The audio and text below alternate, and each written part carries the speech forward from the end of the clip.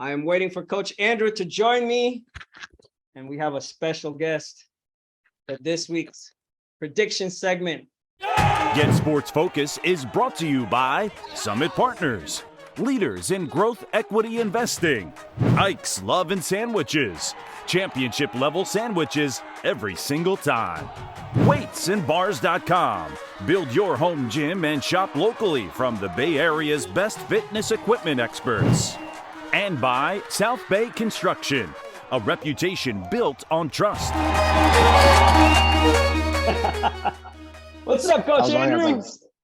Not much. We about to do this again. I think you're winning. I kind of did like a tally on my own. I think you're beating me. I think I'm ahead by just a little bit. I haven't really looked. It's been busy.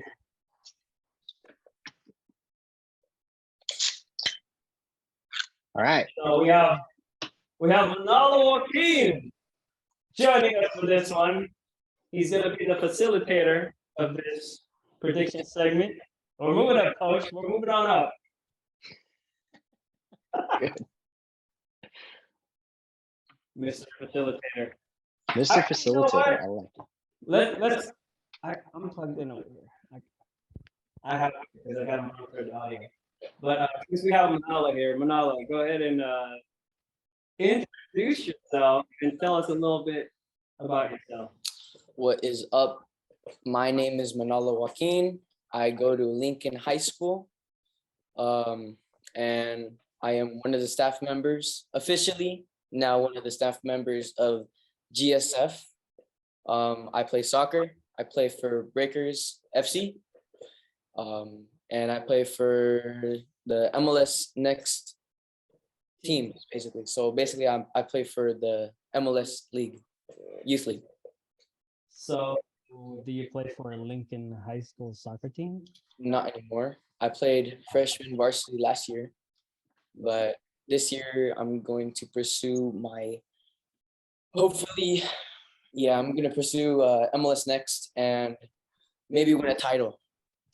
Hopefully. Nice. Yeah. Wow. And just so all you guys know, Manalo has been working on his craft for like 6 months. He started shooting sports during the 7-on-7 season. That's where he got his training, and then he just kind of evolved, and now he's out there on his own in the sidelines, and he's doing a good job. Great job on that St. Francis SI game, by the way. Thank you. All right, so this is how it's gonna go. Manalo is gonna give us the game, and then we're gonna give our prediction. Coach Andrew, I think you should go first for this week 7 prediction segment. So what do we got, Manalo? What's up first?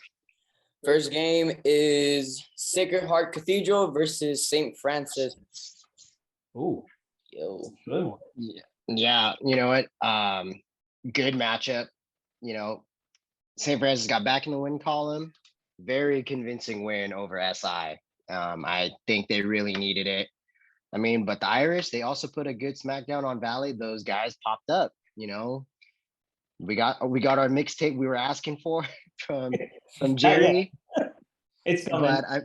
But I think this is going to be a grudge match. Like, this is going to be a big grudge match between St. Francis and Sacred Heart. Two very good WCAL teams. And I think, you know, it's going to give whoever wins this one, it's going to get a chance to have a better ranking and position for the CCS. But I'm going to go with St. Francis 28-10. I think they're going to keep it rolling. 28-10. Did you hear that, Jerry? Jerry and I are on a first name basis now because I'm going to do his mixtape as soon as I get to it. No, this is the biggest game in the schedule, I think, because it's a must win for St. Francis. And I think Sacred Heart Cathedral, they're kind of like on a revenge tour. Last year when they played, they had a fourth quarter collapse and the Lancers beat them. But that's not going to happen this year. I need to have my GSF MVP, Jerry Mixon Jr. and Aiden McGrath, along with the Lightning, Kendrick Sanders Jr., and R.L. Miller, the playmaker, to prove me wrong because I am picking the Lancers. Why? Well, because the Lancers got their mojo back. And I like what I saw from Oliver Bari and Alex Bobadilla. The line block. And you know what happens when that happens, right, Manalo? Oh, yeah. Yep. Matthew Doherty was flexing. And Kiana, he's going to have another 200-plus yards game. And I do think Mixon and Sanders are going to need to run the ball a little bit more compared to the game against Valley. St. Francis, they're at a different level. And, I can see a scoreless first half, but eventually it's going to be a third quarter show, 24-21, Lancers. It's still going to be close, but Okay. they got to play perfect if they want to beat the Lancers, and I just don't think that's going to happen. So prove me wrong, guys. Who's up? Next is Serra versus Bellarmine. Why'd you put your head down? Because it's like, I love the Bell Boys. They've been playing really well lately. That was a really close game against Riordan. It showed a lot. I'm still going with the Padres. The depth on that team is just unreal. Like, you can even say their depth has depth. It's like, there's no way this isn't gonna be close. I would say, like, I'm gonna give I love my Bell guys. I'll give them a little bit of hope, but I'm still gonna say 35-7, Sarah. They'll probably get that touchdown at the end when the depth of the depth is in. The bottom of the fire. Yeah. Well, okay, so first of all, I gotta shout out Ben. I gotta shout out Parker. I gotta shout out my Bellarmine GSF 5-star guys. Because they played well against Riordan. The only thing is they didn't score. I think that team is still young, and I would love for them to score against the Padres. It's not going to happen. If they play anywhere near the way they did against Riordan, against Serra this Friday, it's going to be ugly. It's going to be like a 40-0 game. And I'm going to stick to that. Nothing against the guys from Bellarmine. I just think Serra's way ahead. And I also saw some injuries. So, but I don't want to comment on that. But I just don't think they're going to. It'll be an accomplishment if they actually score. So maybe they go a field goal. We'll see. But I'm calling it 49-0, Serra. And if Serra's defense gives up I hope they don't get the score. I would be very disappointed. They did last week. They did last week. Yeah, exactly. Those Mitty Monarchs of yours, man. They did pretty good against them. They did. That's our prediction. Prove us wrong or make us proud. All right, next one. Half Moon Bay versus Sacred Heart Prep. Oh. Yeah, this is another one. Like, you got like a lot of good games this week. This is also going to be a very, very good matchup. Really going to set the tone for this Peninsula League. Very battle-tested teams, challenging preseasons. I think it's just going to come down to, like, there's a lot of playmakers that, we both know from both teams. It's just going to see whose set's going to show up. I think with just how Sacred Heart has like closed games out, like, I'm going to give the edge to Sacred Heart.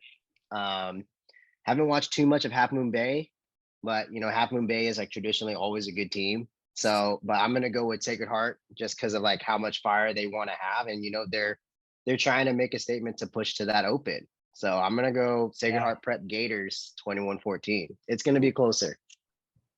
I think it's going to be closer. It's going to be Really? Batu versus PJ. I've supported Half Moon Bay for the last few weeks. They're 5-0, and I think Owen Miller is an excellent player, and they're going to fight. But here comes the but. I need Owen Miller to prove me wrong this time. Sacred Heart Prep is very talented.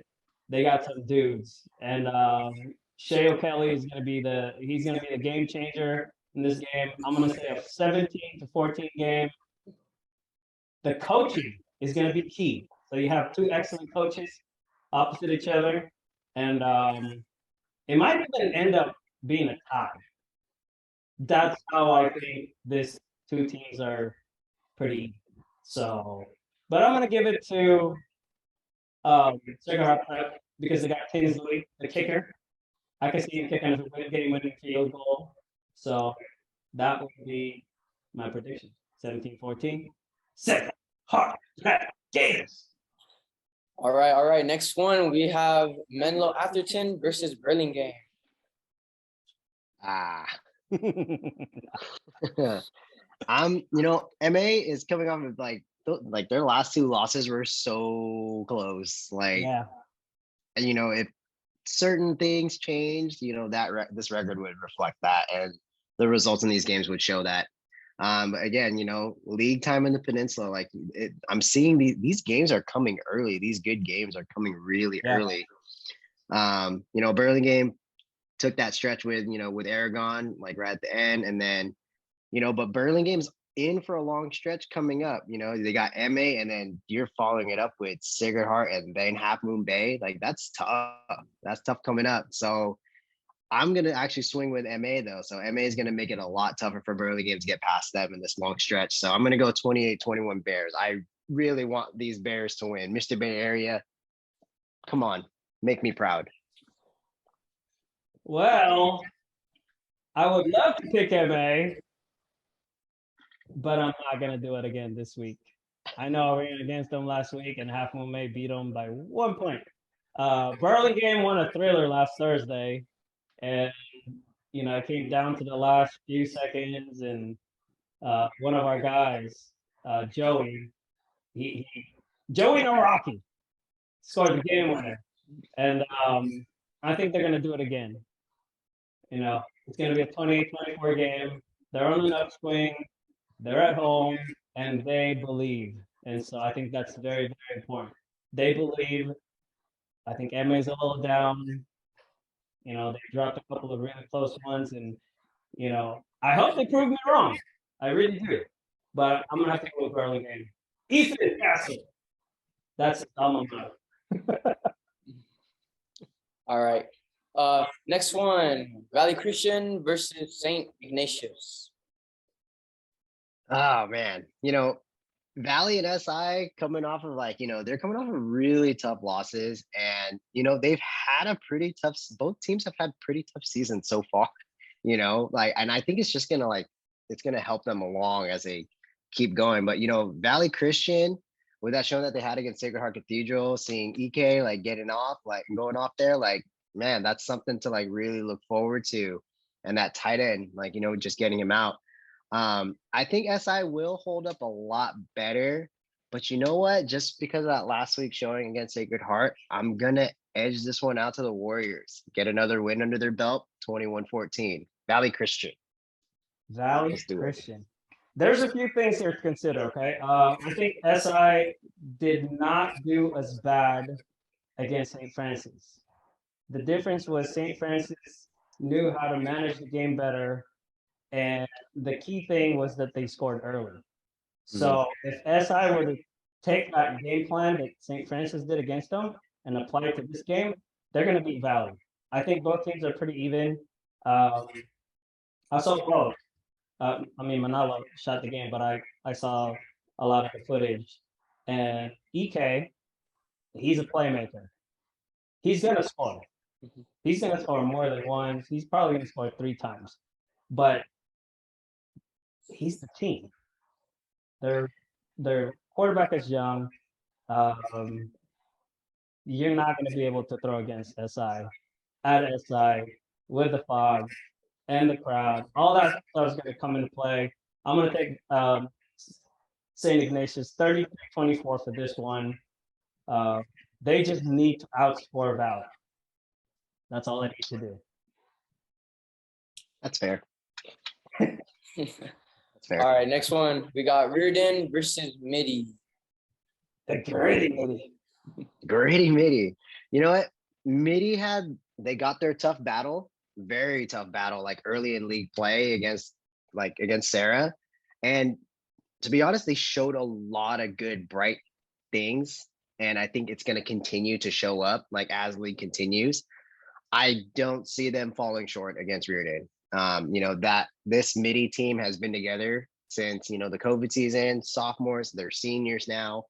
They've matured really well and it's showing. So I think this is going to be the time when you're going to see Mitty is going to roll through the rest of this league. I'm putting that on right there. Mitty's going to roll through the rest of this league. 35-14 Mitty, just because I got to be nice and let Riordan score.